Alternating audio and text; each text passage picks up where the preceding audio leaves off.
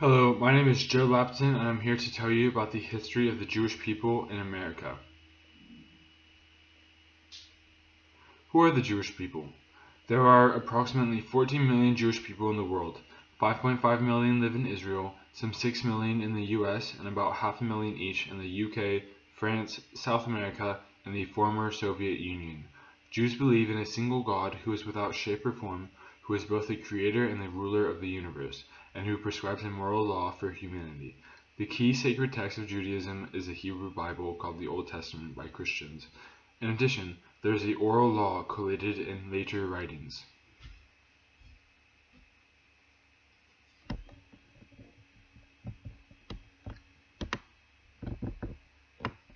Principal beliefs. Unlike Christianity or Islam, Judaism has no dogma, and metaphysical beliefs are not prescribed. The idea of a single deity as the creator of the universe with incorporeal, omnipotent, and eternal attributes is simply taken as a given, and is proclaimed in Jewish literature and prayer. Physical representations of the divine are forbidden.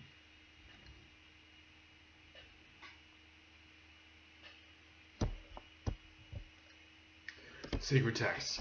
The Hebrew Bible, referred to by Christians as the Old Testament, is not so much a religious text as a library of inspired literature.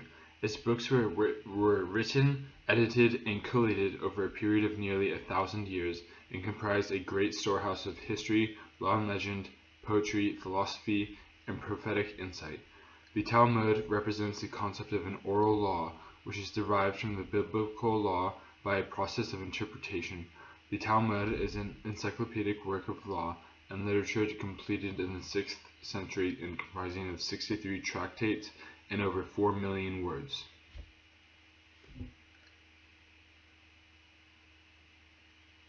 The beginning. In 1585, Joachim Gans lands on Roanoke Island. In 1655, a boat of Jews expelled from Brazil gained the right to settle New Amsterdam, which will later become New York. New Amsterdam is the first Jewish colony in the United States. However, there is no permanent community.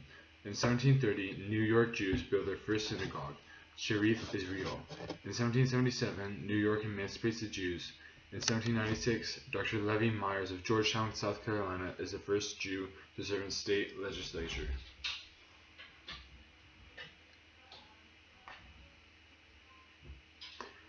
The 1800s. Jewish people began to settle down in America and create colonies. Jewish orphanage set up in Charleston, South Carolina in 1801. The first Jewish school, Polonese Talmud Torah, established in New York in 1806. In 1843, the first national secular Jewish organization in the United States, the B'nai B'rith, was established. By 1840, Jews constituted a tiny but nonetheless stable middle-class minority of about 15,000 out of 17 million Americans counted by the U.S. Census. However, as immigration increased the Jewish population to 50,000 by 1848, negative stereotypes of Jews in newspapers, literature, drama, art, and popular culture grew more commonplace and physical attacks became more frequent.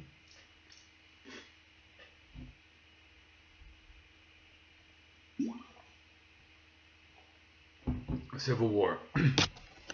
Approximately 3,000 Jews out of around 150,000 Jews in the United States fought on the Confederate side, and 7,000 Jews fought on the Union side. 9 Jewish generals served in the Union Army, the most notable of whom were Brigadier Generals Edward Solomon and Frederick Knepfer. Judah P. Benjamin served as Secretary of State and acting Secretary of War of the Confederacy. In December 1862, Major General Ulysses S. Grant, angry at the illegal trade in smuggled cotton, issued General Order No. 11, expelling Jews from areas under his control in western Tennessee, Mississippi, and Kentucky. Banking. In the middle of the 19th century, a number of German Jews founded investment banking firms which later became mainstays of the industry. Important banking firms included Goldman Sachs, Kuhn Loeb, Lehman Brothers, Salomon Brothers, and Bach & Co. The Seligman family moved from merchandising to banking in the late 1860s, with operations in New York, St. Louis, and Philadelphia, as well as Frankfurt, Germany, London, and Paris, that gave European investors an opportunity to buy American government and railroad bonds. After the death of Jacob Schiff in 1921, many banks which had their roots in the German Jewish immigrant community began to lose their Jewish character. They no longer filled their ranks with management nor sought their capital needs from within the family or the crowd. West Coast settlements. Following the California gold rush of 1849, German Jews established themselves on the West Coast, with important settlements in Portland, Oregon, Seattle, Washington, and especially San Francisco, which became the second largest Jewish city in the nation. The most popular specialty was clothing merchant, followed by the small-scale manufacturing and general retailing. For example, Levi Strauss, 1829 to 1902, started as a wholesale dealer with clothing, bedding, and notions. By 1873, he introduced the first blue jeans, an immediate hit for miners and also for informal urban wear. Everyone was a newcomer, and the Jews were generally accepted with few signs of discrimination, according to Eisenberg, Kahn, and Toll in 2009 study.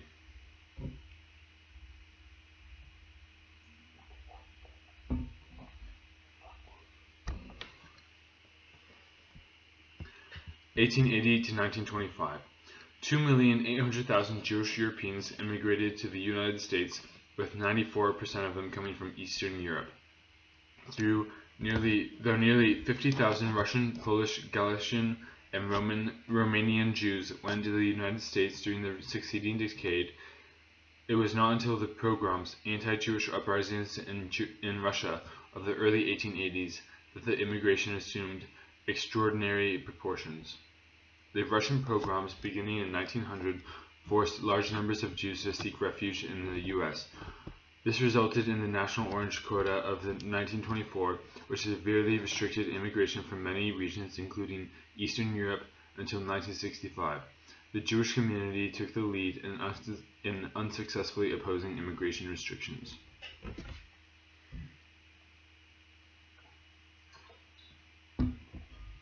The Progressive Movement.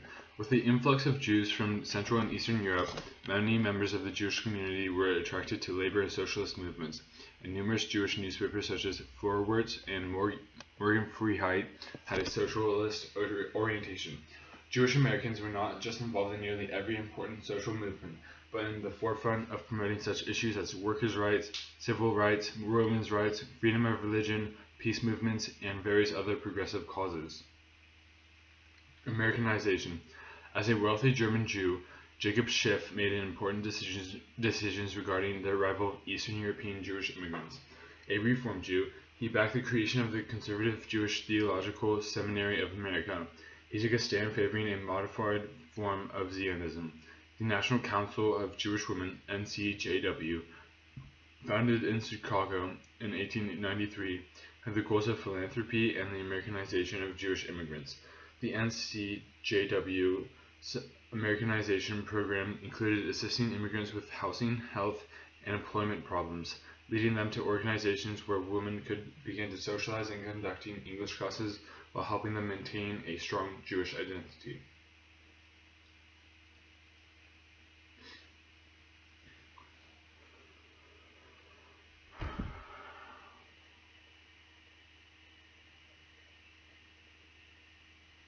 Philanthropy. Since the 1820s, organized philanthropy had been a core value of the American Jewish community. In most cities, the philanthropic organizations are the center of the Jewish community. Much of the money now goes to Israel, as well as hospitals and higher education. However, previously, it went to poor Jews. Julius Rosenwald, 1862 to 1932, moved to Chicago in the late 1880s. Purchasing a half interest in 1895, he transformed a small mail-order house, Sears Roebuck, into the largest retailer in America. He used his wealth for philanthropy, targeted especially at the plight of rural blacks, in collaboration with Booker T. Washington,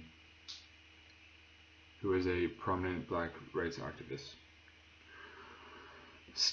Rise to affluence in the 20th century. In 1983, economist Thomas Sowell of Stanford University wrote, Jewish family incomes are the highest of any large ethnic group in the U.S., 72% above the national average. Historian Edward Shapiro cites a Forbes magazine survey from the 1980s, which showed that of the 400 richest Americans, over 100 were Jewish, which was 9 times greater than would be expected based on the overall population. Gerald Griffiths writes, whether it is called intestinal fortitude, Operation Bootstrap, Moxie, social striving, or upward mobility, American Jews have fought mightily for financial security. As a group, Jews have retained a higher standard of living and earned more money than any other religious group in the United States. Jews are the richest of the rich. Lynching of Leo Frank. In 1913, a Jewish factory manager in Atlanta named Leo Frank was convicted for the murder of Mary Fagan, a 13-year-old Christian girl, and his employment. Frank was sentenced to death. In response to attacks on Jews, such as one above, in October 1913, Sigmund Livingston founded the Anti-Defamation League, or ADL, under the sponsorship of B'nai B'rith, and the ADL became the leading Jewish group fighting anti-Semitism in the United States, which is the hatred of Jews. In 1915, Georgia Governor Slayton commuted Frank's death sentence to life imprisonment.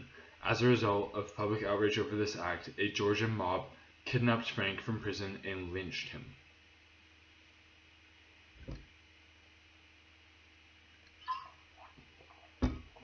World War I. In 1914 to 1916, there were few Jewish forces in favor of American entry into the war. Many regarded Britain as hostile to Jewish interests. New York City, with its well-organized element numbering at 1.5 million Jews, was the center of anti-war activism. The Tsarist regime in Russia was a main concern for Jews, as it was notorious for tolerating pogroms and following anti-Semitic policies. Zionists saw the possibility of using the war to demand a state of Israel. The 250,000 Jews who served represented approximately 5% of the American armed forces, whereas Jews only constituted 3% of the population. The United States Congress, refugees from Nazi Germany. The United States Congress, the Roosevelt administration, and public opinion expressed a concern about the fate of Jews in Europe, but consistently refused to permit large-scale immigration of Jewish refugees. Under Secretary of State Stuart Eizenstat noted that the United States accepted only 21,000 refugees from Europe and did not significantly raise or even fail its restrictive quotas. According to David Wyman, the United States and its allies were willing to attempt almost nothing to save the Jews. The U.S. refusal to support specifically Jewish immigration stemmed from anti-Semitism, which had increased in the late 1930s and continued to ride into the 1940s.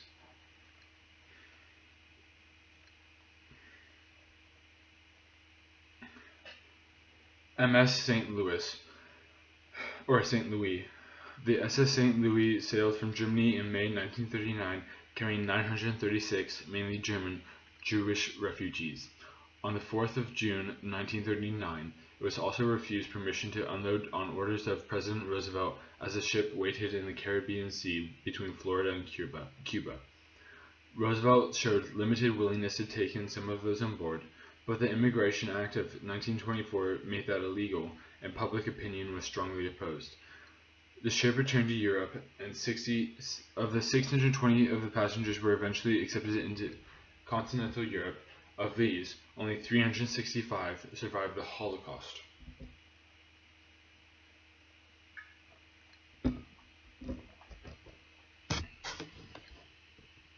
World War II and the Holocaust. The United States' tight immigration policies were not lifted during the Holocaust, news of which began to reach the United States in 1941 and 1942, and has been estimated that 190,000 to 200,000 Jews could have been saved during the Second World War had it not been for bureaucratic obstacles to immigration deliberately created by Breckinridge, Long, and others. Asylum of the European Jewish population was not a priority for the U.S. during the war, and the American Jewish community did not realize the severity of the Holocaust until late in the conflict, so they did not make extensive efforts to increase the immigration quota.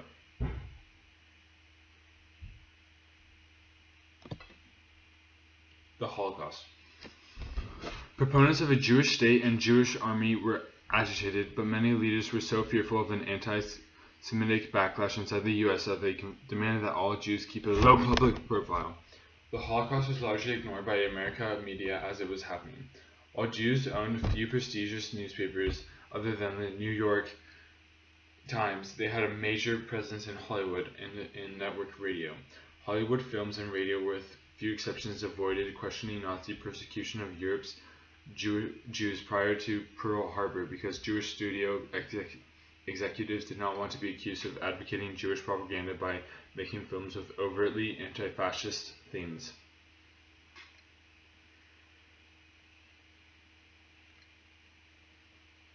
The Holocaust continued. There were some who encouraged the U.S. government to help victims of Nazi genocide. In 1943, just before Yom Kippur, 400 mostly Orthodox rabbis marched in Washington to draw attention to the plight of Holocaust victims. A week later, Senator William Warren Barber, a Republican from New Jersey, one of a few handful of politicians who met with the rabbis on the steps of the U.S. Capitol, proposed legislation that would have allowed as many as 100,000 victims of the Holocaust to emigrate temporarily to the United States. Barber died 6 weeks after introducing the bill, and it was not passed. The impact of the Holocaust. During the Holocaust, fewer than 30,000 Jews a year reached the United States, and some were turned away due to immigration policies. The U.S. did not change its immigration policies until 1948. Abraham Joshua Heschel summarized this dilemma when he attempted to understand Auschwitz. To try to answer is to commit a supreme blasphemy. Israel enables us to bear the agony of Auschwitz without radical despair, to sense a ray of God's radiance in the jungles of history.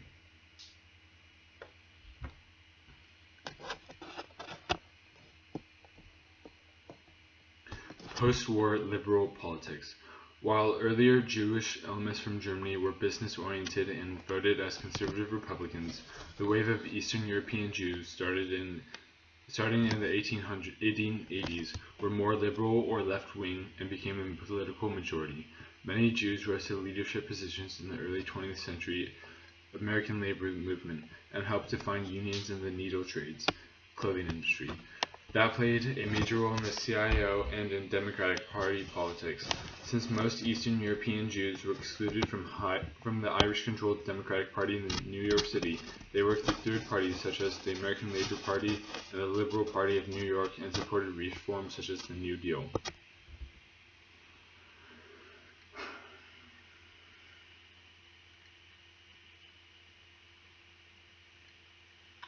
Post-war liberal politics.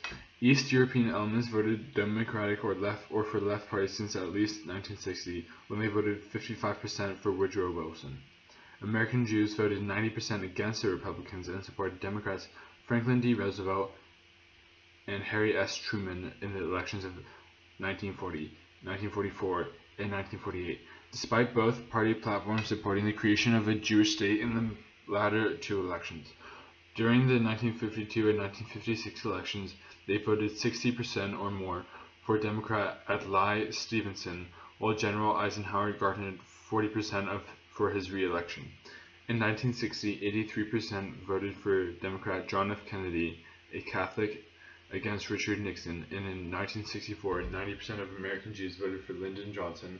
His Republican opponent, arch-conservative Barry Goldwater, was Protestant, but his paternal grandparents were Jewish. Hubert Humphrey garnered 81% of the Jewish vote in the 1968 elections.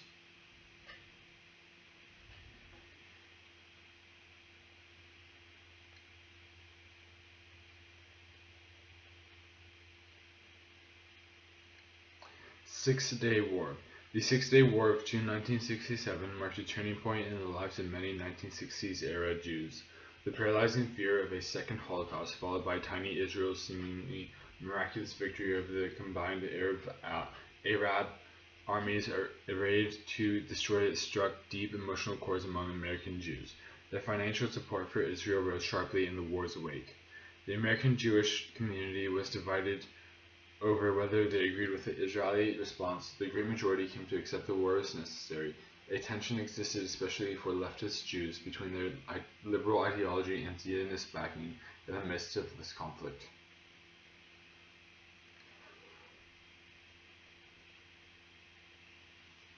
Civil rights. Jews were highly visible as leaders of movements for civil rights for all Americans, including themselves and African Americans. Seymour Siegel argues that the historic struggle against prejudice faced by the Jewish people led to a natural sympathy for any people confronting discrimination. Joachim Prinz, president of the American Jewish Congress, appeared at the march on Washington on the 28th of August 1963, noting that, as Jews, we bring to this great demonstration, in which thousands of us proudly participate, a twofold experience, one of the spirit and one of our history.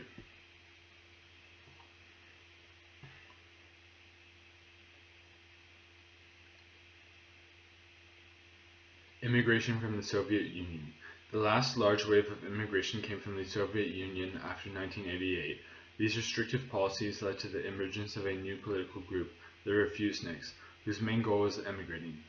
The Refuseniks, Jews who were refused exit visas, attracted the attention of the West, particularly the United States, and became an important factor to influence economic and trade relations between the United States and the Soviet Union. The 1975 Jackson Amendment to the Trade Reform Act linked the granting of the USSR Most Favored Nation status to liberalization of Soviet immigration laws. Thank you for watching my video. I hope it helps you on the AP test, and good luck. Remember, you are not defined by an AP score number. Good luck.